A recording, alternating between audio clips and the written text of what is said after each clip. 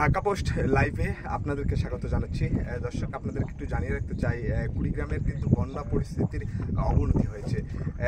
ব্রহ্মপুত্র নদের 3টি পয়েন্টে কিন্তু আসলে বিপদসীমার অনেক উপর দিয়ে আসলে পানি প্রবাহিত হচ্ছে। ফলে কিন্তু ব্রহ্মপুত্রের যে দুকুল রয়েছে, এখানকার যে অববাহিকা রয়েছে, সেখানকার যে নিম্নাঞ্চল বা নিচু এলাকাগুলো আছে, এই এলাকাগুলো কিন্তু প্লাবিত হয়েছে। ফলে কিন্তু এখানকার অনেক ঘর বাড়িতে পানি প্রবেশ করেছে। যে সমস্ত বাড়ি আসলে নিচু এলাকায়, তারা কিন্তু নৌকায় বসবাস করছে। এছাড়াও কিন্তু অনেকে উঁচু স্থান এবং আশ্রয় কেন্দ্রে চলে গেছে। আমি এই মুহূর্তে রয়েছি উলিপুর উপজেলার বেগমগঞ্জ ইউনিয়নের বালাডোবার চরে।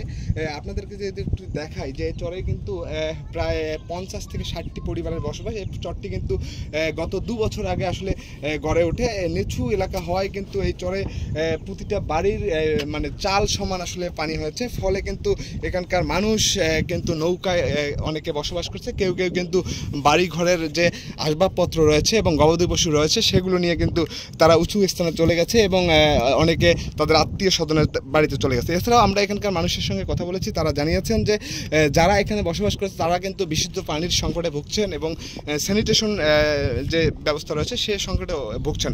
আমি এই মুহূর্তে রয়েছি যে বালাডোবার চরে। এখানে একজন ভাই রয়েছেন। ভাই একটু বলবেন আসলে যে কদিন ধরে আছেন আর কতদিন থেকে এই পানি এই অবস্থা আর কি?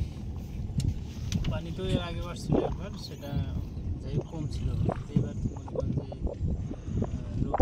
রোববার থেকে পানিটা অনেক বেশি এখন তো আপনারা দেখতেছেন কম শুয়ে গেছে, চাল শুয়েছে। তো আমরা খুব কষ্টের মধ্যে আছি ভাই, ছেলে মেয়ে নিয়ে, গবাদি পশু টশু নিয়ে খুব কষ্টের মধ্যে আছে। সরকারিভাবে বা বেসরকারিভাবে কোনো ত্রাণ সহায়তা এখন পর্যন্ত পেয়েছেন কিনা? দর্শক, আরেকটি তথ্য জানিয়ে রাখতে চাই, ব্রহ্মপুত্রের পানি কিন্তু ৭৪ সেন্টিমিটার উপর দিয়ে প্রবাহিত হচ্ছে। এছাড়াও ধরলা নদীর পানিও কিন্তু বিপদসীমার 2 সেন্টিমিটার উপর দিয়ে প্রবাহিত হচ্ছে। আরেকজন এখানে রয়েছেন, আমি একটু যদি আসলে জানতে চাই, যেহেতু তারা হচ্ছে নৌকায় রান্না বাড়া থেকে সব কিছুর কাজ ছাড়ছেন, একটু বলবেন আসলে কিভাবে খাচ্ছেন, কিভাবে রান্না হচ্ছে, বিশুদ্ধ পানি কোথায় পাচ্ছেন, পানি মানে কোথায় থেকে নিয়ে আসা হচ্ছে? পানি কোন থেকে নিয়ে আসবো? নদীর পানি খাই। এখানে টিউবওয়েল বেহি তলা গেছে, বৃষ্টি নামলে গেলে বৃষ্টির পানি খাই।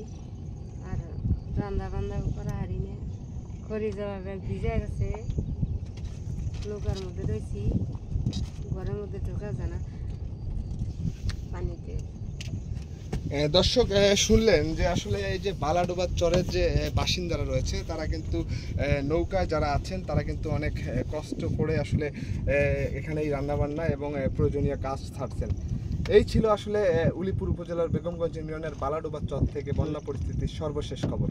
জুয়েল রানা, ঢাকা পোস্ট, কুড়িগ্রাম।